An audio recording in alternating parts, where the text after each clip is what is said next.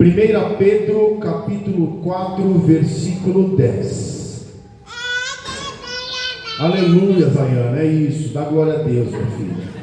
É crente, hein? É crente. Diz que é crente. Glória a Deus. Aleluia. 1 Pedro capítulo 4, versículo 10. Na tradução que eu tenho em mãos, vai dizer. Primeiro eu vou ler na Almeida Revista Atualizada, que é o que mais cabe ao tema. Qual que é o tema do culto, irmãos? Eu só sirvo para servir. Eita, Jesus. Só sirvo se for para servir. É o quê? Só sirvo se for para servir. Estão com cola? Estão com cola.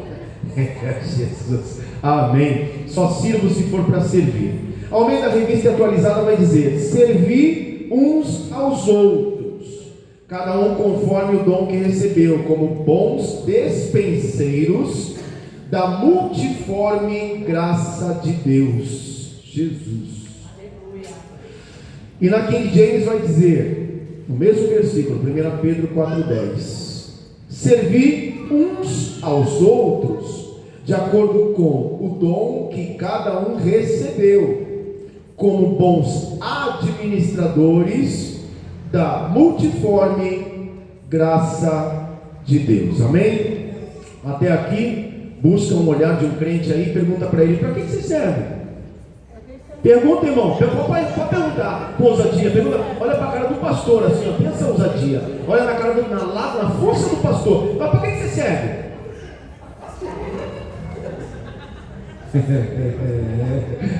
Irmãos. Agora se pergunte: para que eu sirvo?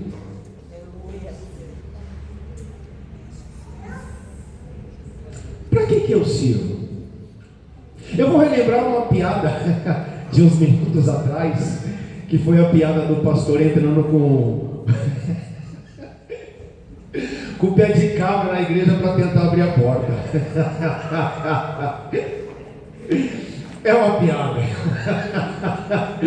O irmão chegou mais cedo para abrir a igreja, para os crentes entrar. Houve um acidente, a chave quebrou, a porta ficou trancada, os crentes do lado de fora. Fez que chega o pastor, um pouquinho mais sanguíneo, e falou: vamos abrir.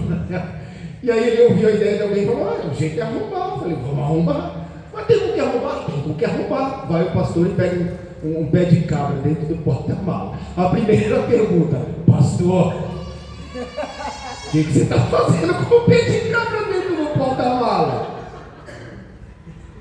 Mas, gente, vamos para o título? Para que serve um pé de cabra? Entre outras coisas, arrombar uma porta.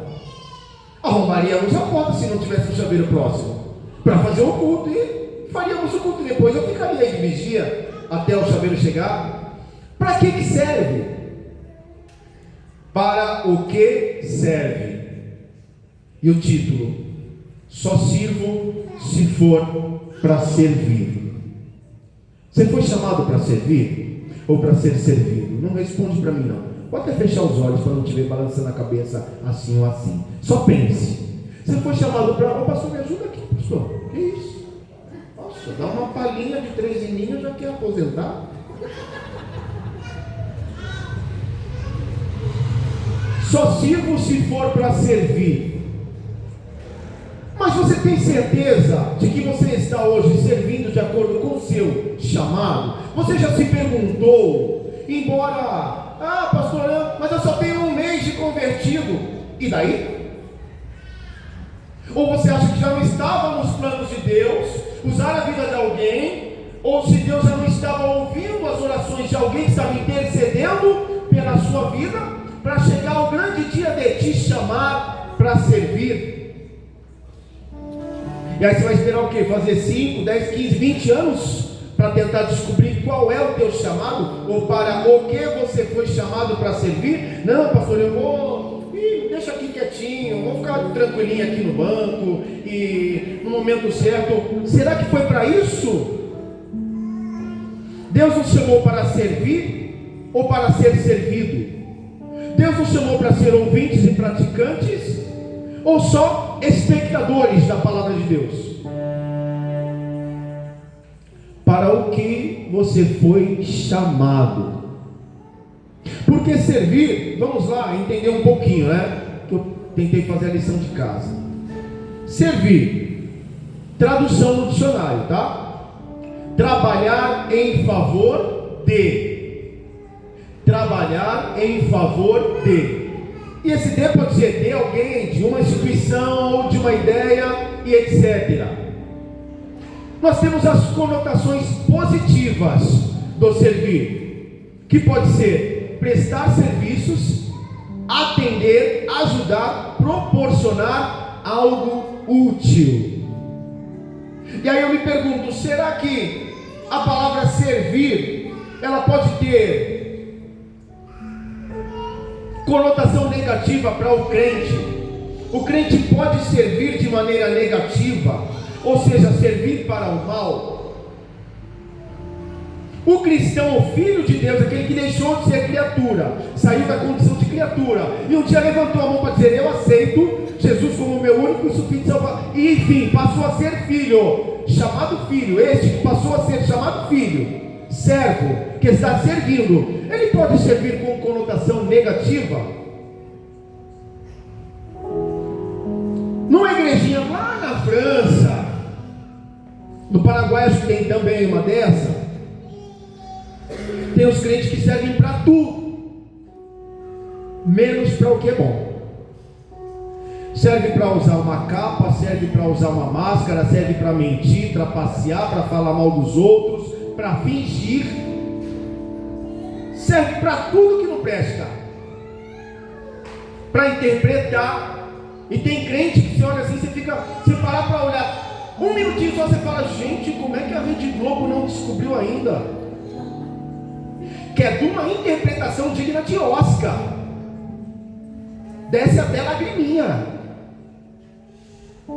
para arrumar uma desculpa para não ir, para arrumar uma desculpa do porquê não veio, para arrumar uma desculpa para não servir. Ah, pastor, você não sabe.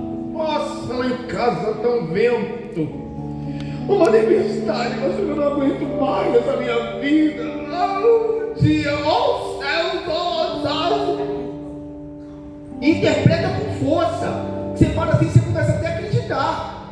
Se não é o discernimento do Espírito Santo, se não é a sabedoria que vem de Deus, se não é o calo dos pastores de alguns anos já lidando com vidas, se você parar diante de um crente fingido, você até se convence, fica com dó. Você passa a acreditar que é verdade, que a interpretação é show de bola.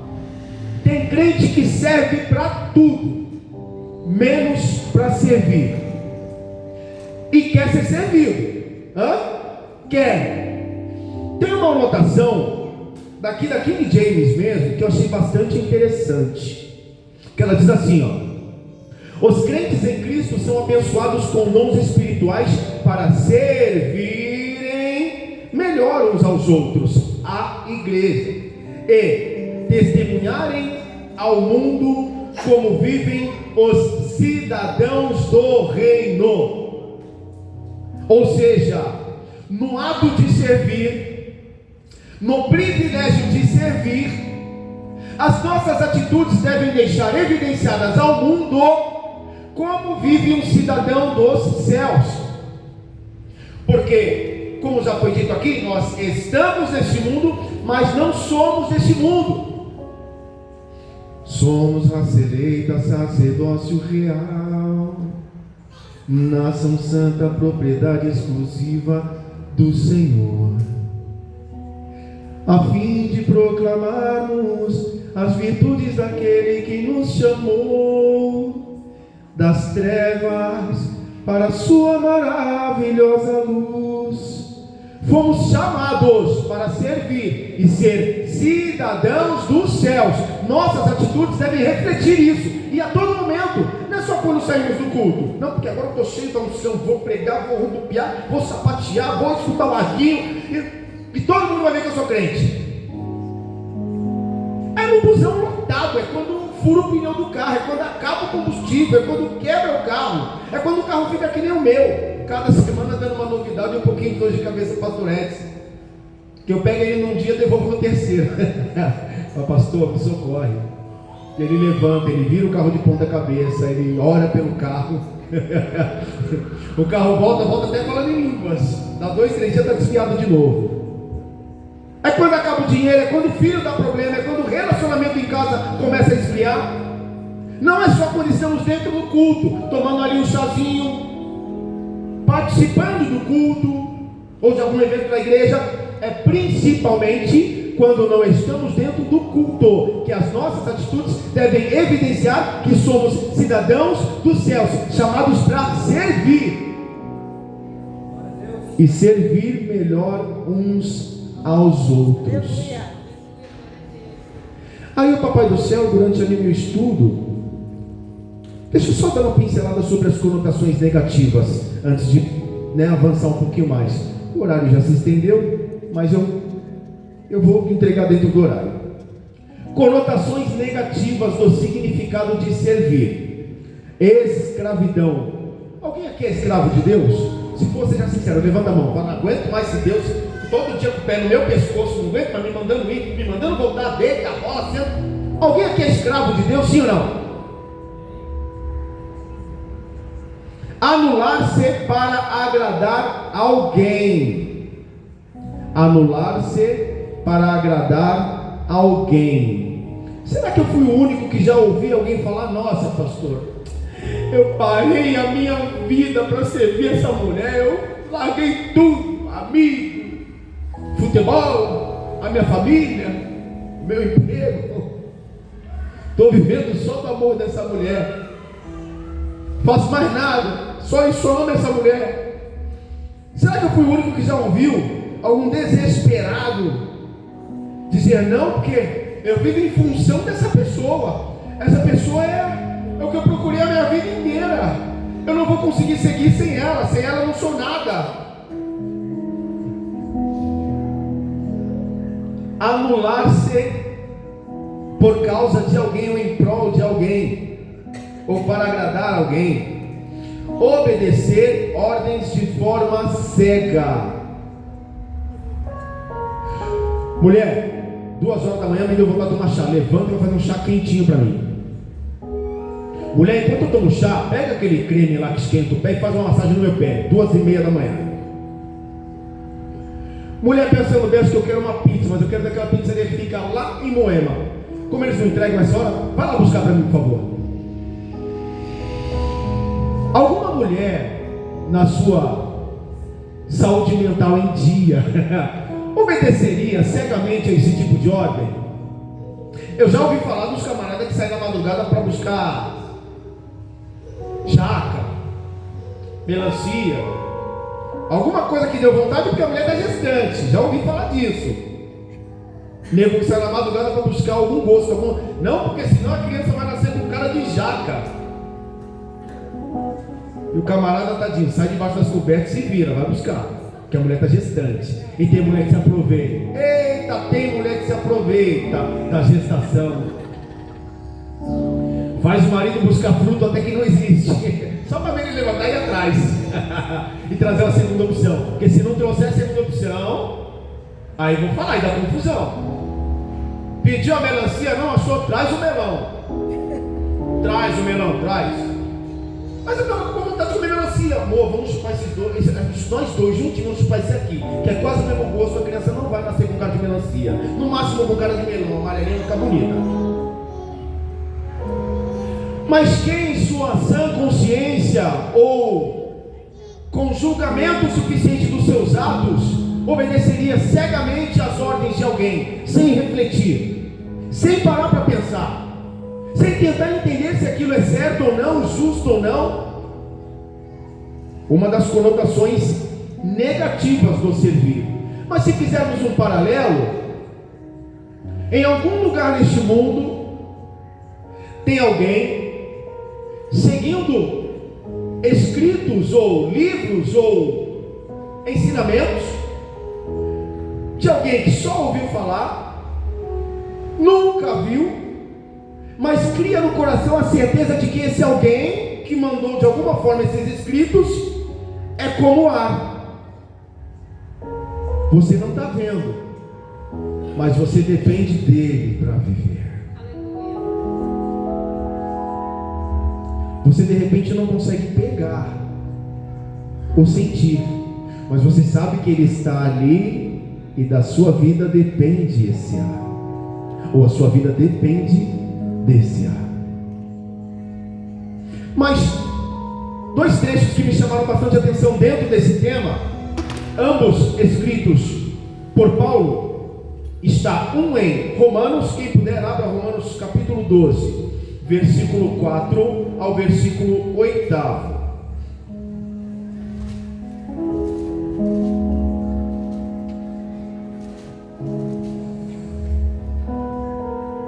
Esse capítulo 12 de Romanos eu pensei do 4 ao 8, os versículos do 4 ao 8, mas eu vou ler um pouquinho antes, versículo 3, tá? E vou ler, a igreja acompanha aí para ganharmos tempo.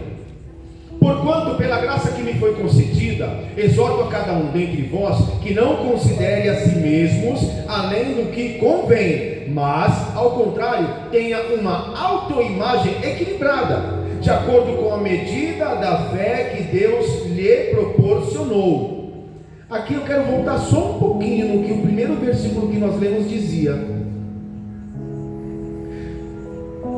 Cada um conforme o dom que recebeu, como bons despenseiros, ou como bons administradores da multiforme graça de Deus.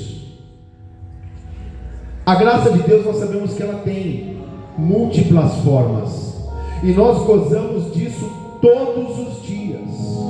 Todos os dias nós provamos de uma das multifaces da graça de Deus. Uma delas é o simples fato de amanhecer, ou de despertar para um novo dia. E daí em diante são várias e várias as maneiras através das quais a graça de Deus se apresenta para nós e se manifesta em nossas vidas. Mas ainda assim nós precisamos ter em mente uma mente equilibrada, de que somos apenas administradores daquilo que Deus nos deu, seja o dom, seja o que for, despenseiros daquilo que Deus nos deu, de maneira equilibrada, e não com arrogância, não com prepotência, não se achando que eu prego melhor do que ninguém. Pastor, mas é pastor Luiz Fabiano, rapaz, isso aí está no meu bolso desde sempre. Pastor Edson, nunca vi na fila do pão, eu prego, eu canto, eu bateria, sério, jamais vai surgir na CCV um nome como o de Daniel Pires, o baterista.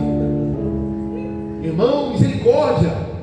E eu tomei, acho que eu já esqueci, eu tomei uma lapada uma vez que me serviu para a vida, de um homem chamado Jean Carlos. Eu me converti, como alguns já sabem, em 96, lá na CCV 7. Fui abraçado de uma maneira espetacular e inexplicável pelos jovens, porque era um jovem todo cheio de vício, não vício, nunca usei nada, mas vício que eu digo assim, tinha um jeito de andar, tinha um jeito de falar, tinha umas roupas meio estranhas que minha esposa jogou fora, não sei o que, e eu me achava um cara. E cheguei, neguinho, tá de todo torto, todo troncho, pele e osso, naquele lugar.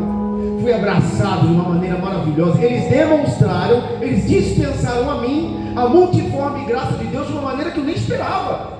Eu resisti tanto, eu fugia de tudo quanto é jeito. Meu irmão foi quem? Foi meu pai na fé, meu primeiro pai na fé. Na época eu tive vários, o senhor inclusive é um deles hoje. E meu irmão, ele vivia, que ele foi o primeiro a se converter. E ele vivia me convidando minhas irmãs, convidando minha mãe, para ninguém dava certo. E eu senti meu irmão como um paizão para mim. Ele foi responsável pelo meu primeiro emprego registrado, que era na empresa dele inclusive. Então eu procurava fazer de tudo para agradar ele. Nas costas dele só Deus sabe o que eu era, mas na frente dele eu era o melhor filho do mundo para ele. E na minha casa ela tinha duas entradas, da frente e a da retaguarda. Quando ele entrava aqui, o pessoal falava, o Jorge chegou, eu já ficava lá na porta do fundo, pum. A hora que ele chegava no meio da casa, eu cheguei a me esconder até da laje. Até na laje cheguei a me esconder para não receber o convite dele. Até um dia que não teve jeito, fui para a igreja, falei, eu vou para essa igreja aí. Deixa eu ver o que esses manos querem falar na minha cabeça, essas ideias aí, fui. Cheguei na igreja, aquela coisa dos crentes, tudo me abraçando, e tinha uns visitantes, que coisa boa. E eu falei, ué, ninguém vai me recriminar. Pensei, né? Eu falo uma gíria, eu falo uns palavrões, veio com umas roupas arrastando no chão, uns tênis bem sujos mesmo. Será que estão me tratando assim por causa do Jorge? Porque o Jorge era o meu irmão, sempre foi um exemplo de postura, cara. Impecável, impecável. Pensa no neguinho enjoado, já conheceu? Não, conheceu não? Pensa no neguinho enjoado desde sempre. Mas desde sempre. Tanto que na infância dele, ele dizia que minha mãe era tia dele, que ele morava na Austrália, que minha mãe era uma tia dele, e que ele estava passando férias aqui. Pensa no nego que desde criança já. E eu, tadinho, todo torto, troncho, uma roupa meio assim, uma fala meio assim, achando que os clientes iam me deixar de canto. Nada, fui conquistado. E aí, de cara, meu irmão falou: vou colocar você para fazer conservatório de música. A gente só tem um baterista, que é o Lucílio, mas às vezes ele precisa faltar. Quando ele falta ficar sem baterista, é chato. Você vai fazer bateria e vai entrar pro louvor. Eu falei: nossa, que benção, pô. Por várias vezes inventei dor de cabeça, dor de barriga, dor de membro que eu nem tinha, para não fazer aula, mas fiz. Quando eu comecei a gostar da coisa, passei para o segundo conservatório e fui para o ULM. Me tornei baterista do louvor principal da igreja sede. Aí olha só, o neguinho que não achava que era ninguém, sendo baterista da sede. Fazia umas firulas na bateria que hoje se me botar não faço, não consigo. Todo cheio de si. Tocava as costas, rodava baqueta, não sei o quê. Até um dia que num determinado culto, um homem muito usado por Deus, é uma bênção na minha vida, meu padrinho. A hora que acabou o culto, ele já estava aqui me esperando. Me chama até hoje de Danielzinho. Ô Danielzinho, por favor, Danielzinho, vem cá. Não, oi pastor. Todo, né? Artista, todo pá. Oi pastor. Ô Danielzinho, você não acha que você está se achando demais, não? Você está muito estrelinha, muito... Aquilo para mim foi um tapa no meio da fuça. Oi pastor, já tinha meus 18, para 19, já era mais 10. Oi? Não, você com essas figuras todas na bateria, eu acho que não precisa disso. O louvor não é isso. Acho que você precisa descer um pouquinho, você está muito alto, você precisa calçar a sandália da humildade na minha cara, assim, na lata, com tudo, no final do culto, esperou nem passar uns dias. Mas aqui foi uma lição para mim, que eu estava me achando demais. Estava me sentindo topzera dos top. E às vezes a vida nos traz situações para nos acordar, para dar um choque de realidade. Graças a Deus que esse foi dentro da igreja, de um dos meus pastores, de uma pessoa que eu respeito e amo até hoje. Imagine se de repente você recebe esse tipo de informação de um estranho, uma crítica dura dessa de um estranho, e você não está naquele dia que você levantou muito com Deus, não, você meio que deixou Deus em casa, nem orar você orou. Acho que dá um probleminha para quem é um pouquinho mais sanguíneo, né? Receber uma crítica assim dura na lata. Pois, assim como em um corpo temos muitos membros, e todos os membros não têm a mesma função, assim também nós, embora muitos, somos um só corpo em Cristo, e cada membro está ligado a todos os outros. Temos diferentes dons, de acordo com a graça que nos foi dada. Se alguém tem o dom de profetizar, use-o na proporção da sua fé. Se o teu dom é servir, sirva. Se é ensinar, ensina. Se é encorajar, haja como encorajador. O que contribui, coopere com generosidade. Se é exercer liderança, que a ministre com zelo. Se é demonstrar misericórdia, que a realize com alegria. Resumindo, trocando em miúdos, falando na linguagem de hoje, fica quietinho no seu canto, faz somente aquilo que você foi chamado para fazer. Mas se foi chamado para fazer e tem certeza do que está fazendo, faça com primazia, faça como se fosse o seu último dia de fazê-lo, porque se é para Deus, tem que ser o seu melhor, tem que ser o meu melhor. 1 Coríntios 22, eu vou encerrar com esse trecho.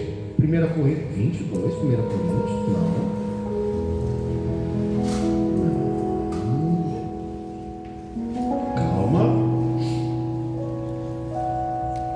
Um momento. Provérbios 16:4. Provérbios 16:4. Quem puder, abra para dar uma lida comigo nessa referência, por favor. A palavra do Senhor vai dizer: o Senhor fez todas as coisas para determinados fins, e até o perverso para o dia da calamidade. Que não seja eu, que não seja você, que não seja nenhum dos nossos irmãos, o escolhido para o dia da calamidade. Deus fez tudo para o seu devido fim. Eu não posso querer que o meu ouvido ou o meu sistema auditivo faça o trabalho de digerir o alimento. Ele não foi feito para isso. Eu não posso querer que o meu intestino comece a pensar pelo meu corpo, porque ele não foi feito por isso. Eu não posso querer que o meu cotovelo sirva de pés para eu andar, porque ele não foi feito para isso. Por mais capaz que ele se sinta, mais resistente. Eis, foi chamado para louvar, louve. Foi chamado para pregar, pregue. Foi chamado para ensinar, para ministrar, para encorajar, para profetizar. Faça o que foi chamado. Não sabe ainda para o que foi chamado? Para de perder tempo. Entra na intimidade com Deus e peça a Ele que te revele. O nosso Deus não deixa nenhum dos teus filhos confusos. O nosso Deus não deixa nenhum dos teus filhos sendo apenas mais um. Se você está se entendendo ou se identificando como só mais um, eu sou só um membro, eu vou lá só assistir o culto. Irmão, em nome de Jesus, vigia. Com tanta alma aí fora para ganhar, você não pode ser só mais um espectador. Você tem que ser alguém que entenda o teu chamado e use. Está com o pé de cabra no porta-mala, tem que arrombar a porta, arromba a porta. O pé de cabra é para isso. Está com o celular no bolso para ligar para o chaveiro, liga para o chaveiro. O celular é para isso, é para ligar. Você é exímio em fazer alguma coisa e está vendo que naquele momento a obra de Deus precisa de você, seja, faça, vá. Uma vez alistado no exército de Cristo, não dá para voltar atrás. Seja anátema aquele que põe a mão no arado e volta atrás. Porque Deus fez todas as coisas para o seu devido fim, até o homem mau para o dia da calamidade. Precisa haver o dia da calamidade, mas tem que ter quem trabalhe nesse cenário, nesse teatro da calamidade. E não serei eu e você, porque nós já fomos escolhidos para morar no céu. Mas aqueles que teimarem em não ser escolhidos ou servir, aqueles que já foram chamados, mas não querem servir, serão esses que vão servir inutilmente para o dia da calamidade, que não seja nem eu e nem você. Então, em nome de Jesus, coloque-se de pé. Vamos orar juntos. Em nome de Jesus.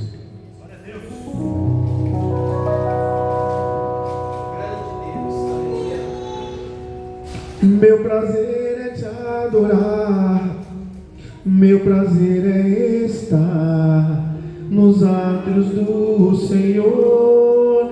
Meu prazer é viver na casa de Deus, onde flui o amor. Para te adorar, ó Rei dos Reis. Foi que eu nasci, ó Rei Jesus.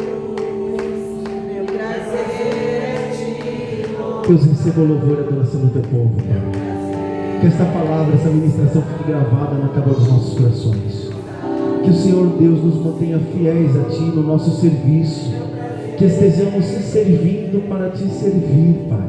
Sim, Pai, em nome de Jesus, que cada um de nós, de acordo com o seu chamado, de acordo, Pai, com aquilo que lhe foi incumbido, possa servir no seu melhor, para Te adorar, ó Rei. Que a Tua igreja seja despertada dia a dia, Pai, para Te servir, entendendo que nasceu, Deus Todo-Poderoso, para Te adorar, para Te louvar, para cumprir com o Teu propósito. Deus, se é dom de revelação, Deus, se é o dom da profetização, Deus, aleluia, se é o dom da profecia, se é o dom do ensino, se é o dom, papai, aleluia, do encorajamento, se é o dom, Deus Todo-Poderoso, aleluia, do aconselhamento. Deus querido, em nome de Jesus, que cada um de nós, levitas, servos, obreiros, adoradores do Teu santo nome, estejamos servindo com ousadia, com intrepidez, sem retroceder, sem desanimar, sem parar, sem vacilar, em nome de Jesus, Pai. Que a Tua igreja esteja servindo para Te servir, onde quer que estejamos, Pai. que sejamos servos e que coloquemos como prioridade te servir dentro daquilo que nos chamou, em nome de Jesus, em nome de Jesus, em nome de Jesus. E a igreja diga amém. Amém. As palmas são para o Senhor. Obrigado pela sua paciência. Deus abençoe em nome de Jesus.